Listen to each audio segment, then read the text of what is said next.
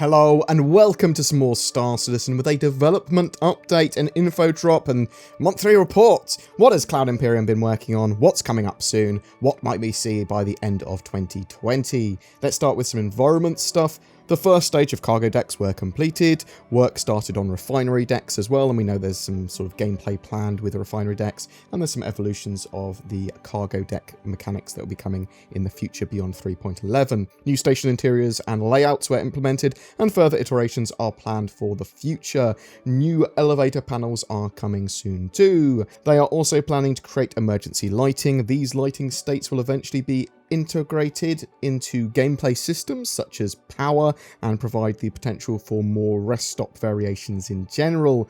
Lorville now has security tower spotlights during night time. This, along with other short animations in the cargo decks, provides a test case for adding more animated elements to locations to help bring them to life. Gas clouds and enhanced points of interest such as stations in Nebula and interesting areas saw progress too.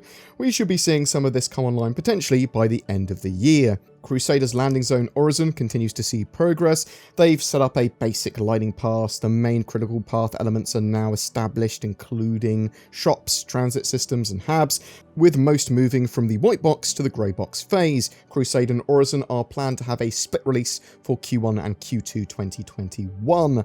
There is also a lot going on with the new Pyro star system. So the moons in particular received a lot of attention, being brought out of white box and being readied for feedback and polish. So this is pretty cool because it looks like Pyro is actually getting pushed potentially for a Q4 patch by the end of the year, though we'll have to wait and see. That is not a confirmation, just an expectation, or at least a hope. Pyro 6 and Pyro 5 progressed well as well, with the global look and various biomes of the planet being defined, or planets being defined. Along with this, they continued updating the stand-in system with new planet brushes, which can be seen firsthand in Alpha 3.11. This is a prerequisite for the latest improvements to the organic shader and its biome accumulation feature, which is intended for release in the 3.12 alpha. Also, they've improved the general quality of planets, bringing all the older planets up to spec for 3.11. It's pretty planets. Ships. The Mercury Star Runner is fast approaching its final art phase. It's expected to reach the release prep stage at some point in October. It's going to be released in a 3.11.x build, which I would hope would be during the month. The Hercules Starlifter saw its lift and hangar doors complete their final art pass, and the habs there make it into the art complete stage. I would expect this to be a 3.12 release, along with the Superior Talon, which is close to art complete as well. The final art pass was made, minus the landing gear, before moving on to its damage setup and levels of detail. They completed a damage pass on the 100 series, which are currently available in the 3.11 PTU. The Aegis Gladius has had component access added across its exterior, assumedly in preparation for the physicalized component system and Squadron 42's needs, because obviously that ship features heavily in Squadron. The Sign Distance Field shields saw work. They are working on iridescent effects for some upcoming ships and armor. I would expect the Talon to be one of those ships to get iridescent effects. Ship to station docking work has started in earnest. Also, hard ship-to-ship docking continued, which is the Parasite fighters docking with the Constellation at the moment. So the snubs and the Constellation, testers can now properly get in and out of the snub while it's docked with the Constellation. We know it's going to sort of like the docking procedure there is going to have you getting very, very close in the correct orientation to the Constellation when you want to dock your P-52 or 72, and then at the very last stage it was sort of like auto dock. The first functioning version of station docking was also complete. Currently, testers request a dock, get assigned a docking port, and connect with it. Ship HUDs are getting updated and themed for their manufacturers, starting with the Gladius and Aegis, again really because of Squadron 42's needs. There's also an ongoing mining UI refresh, and as of yet unannounced ship was further developed, and a bug causing shader damage to not utilize on larger ships until players are extremely close by is being looked at. They have been improving the behavior and visuals of vehicle destruction, focusing on making the destruction of extremely large ships a satisfying explosive experience. They're also prepared for upcoming improvements to radar, ping, and scanning, with the aim being to enrich the experience of discovering and gathering detailed information of entities while traveling on foot and in ships. Very excited about updates to scanning and radars and any form of mapping and working out where the hell I am in Star Citizen at any given time, and being able to share that information would be so useful. But also, what is that unannounced ship? Give me ships. Gameplay features. They began reworking the Mission Manager app, giving it more functionality. Progress continued on the new reputation system. Additional design work and functionality was added with the focus on individual player reputations. Not sure when we're going to be seeing that reputation system, but it could be within the next couple of quarters. They worked on the new locomotion push and pull trolley system. When implemented, players will be able to manipulate trolleys and other pushable objects. Templates were put in place, which means they can now update existing assets incrementally to work with the new feature. For those of you that have been playing the 3.11 PTU, the narrative team have said, you've seen the posters around the landing zones and heard their campaign ads.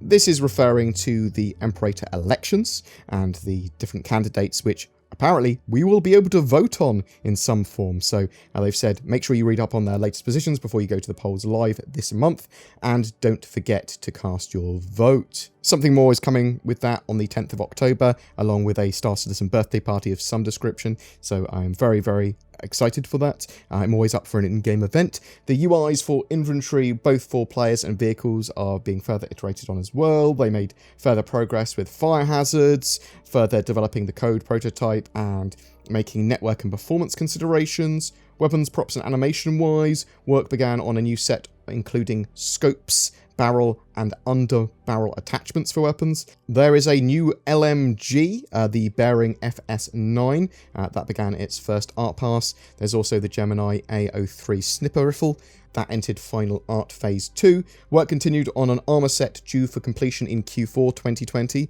that the team there refers to as especially challenging to implement due to changing geometry in the variants. Other tasks involved NPC clothing assets, mission giver heads, and concepts for utilitarian mining-focused armor. The character team also said, we are particularly excited to finally be adding more gameplay armors to the persistent universe, as design will now be delivering armor design documents to us at regular intervals. Among others, we've started concepting a series of bounty hunting and tracking focused armors. You can expect to see these in 2021. Now, I'm exceptionally excited for when they put bounty hunting armor in game, because they basically were going to have bounty hunting armor before, and they went, we are going to hold back the bounty hunting armor until we have more bounty hunting gameplay, and they will come at the same time. So hopefully that is still the position from Cloud Imperium, and I'm expecting to see as sort of Pyro gets more and more fleshed out and integrated into the game, we will see more and more sort of bounty hunting and piracy and the two worlds of lawful and criminal players thrown at each other, and reasons to be a criminal and reasons to be a bounty hunter, which have much more sort of in-depth gameplay loops. They also worked on comm calls for pilots recently, so I'm not sure if that's going to be just for pilot to pilot, player to player, or if it's going to be sort of NPCs contacting you and doing like taunting you or whatever. AI-wise, FPS AI worked on accurate ammunition handling, so NPCs will need to reload and resupply if they have no ammo, just like a player does. If they run out of ammo, they sort of will try and work out somewhere to resupply, even if they have to loot like friendly or enemy bodies. But if they can't sensibly resupply and get new ammo, and they go, oh, I'm pretty low, they might be conservative. Maybe they will switch to a melee weapon if they have one, or they might just surrender.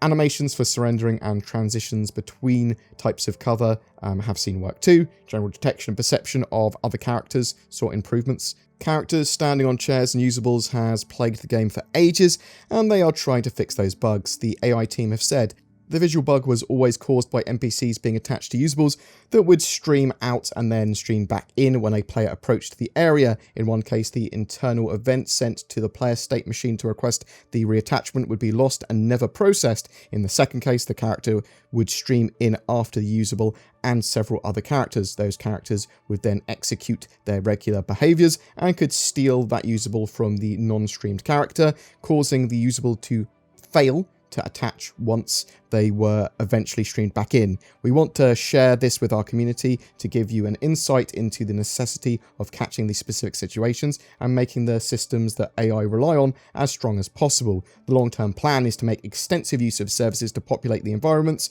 and simulate areas when players are not around. This means a lot of these issues will become irrelevant due to the systems being used in different ways. So they're going to have NPCs and AI basically not physicalized when they don't need to be, sensibly. So, and then they have spawn lockers and despawn areas and all this sort of stuff. So hopefully this won't be an issue in the future. The ship AI team have been focused on weapons, missile management, and capital ship combat behavior. AI gunners are more aware of damage composition of their available weapon groups. So if there is a choice, they might use energy weapons to lower a ship's shields, then switch or add additional weapons when appropriate. So they might start using their ballistic weapons to finish off the target. This behavior and its efficiency is dictated by the gunner's fire discipline skill. They tweaked AI ship spawning so they don't use all their missiles in one group at once. So if you get a whole group of NPCs spawning near you, or sort of like in Vandal Swarm or whatever, they don't just missile you to death immediately. So they've added a sensible cooldown to the use of their missiles, and a ship that's been recently hit by a missile is unlikely to be targeted for another missile strike immediately. We'll have to see how the AI skill evolves in the future though. NPCs can now intercept missiles. They will target and fire at hostile missiles with small and medium turrets, if there are indeed turrets that are shooting at them. They will try and target torpedoes, those turrets, and turrets will prioritize as well. So small turrets will typically attack smaller, fast-moving targets, and heavier turrets will sort of target larger and potentially more dangerous threats. They are further iterating on these targeting and firing behaviors.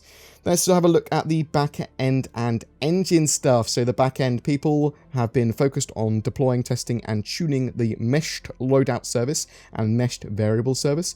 They moved the flow of all variable and loadout data away from trafficking through the diffusion routers to a more optimal and direct path. The Gen 12 renderer stuff has seen a number of updates.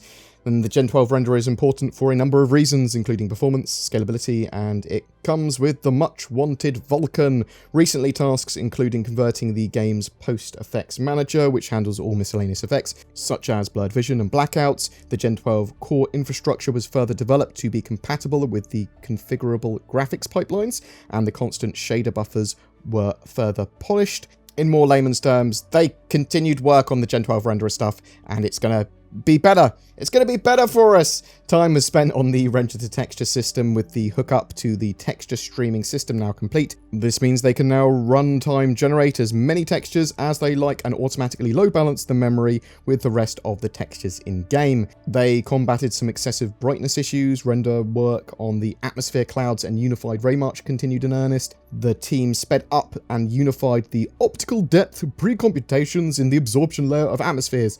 So, this allows things like ozone layers to be added in Earth-like planets, which will emphasize blue skies and enable correct shading between twilight.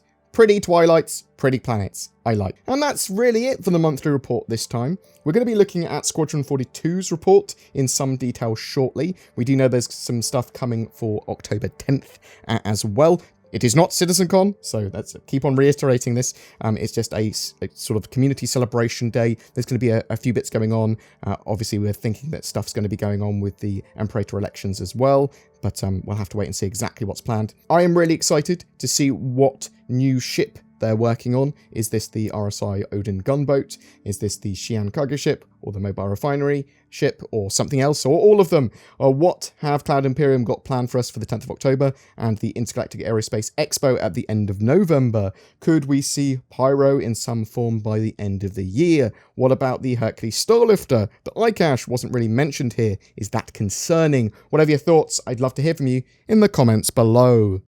Every month we have a Star Citizen ship giveaway. For October 2020, it is for a Mercury Star Runner. This highly anticipated multi-role ship is going to be great for small to medium-sized crews that want to do a bit of everything, whether that be cargo running, data running, missions, combat, smuggling, all that sort of jazz. And it's going to be in-game and flyable very soon. All you've got to do to be in for a chance of winning one is comment on any of my videos made during October, including this one. More details down below. What am I shilling for today, I hear you ask? Do you hate it when people steal all of your money and your house over the internet? I know I do. NordVPN may have been invented by wizards to help protect your personal data from the prying eyes of the dark web, a sinister cabal of technomancers that grow in power the more they know about your browsing habits. The true story of NordVPN's origins are unknown and lost to the ages, and without using fact, no one really knows how it provides more accessibility to otherwise censored websites or a safer security experience for all that use it. All I know is that it does, and that when you sign up to it, the power level of my bank account grows. And I use it, and maybe you should too.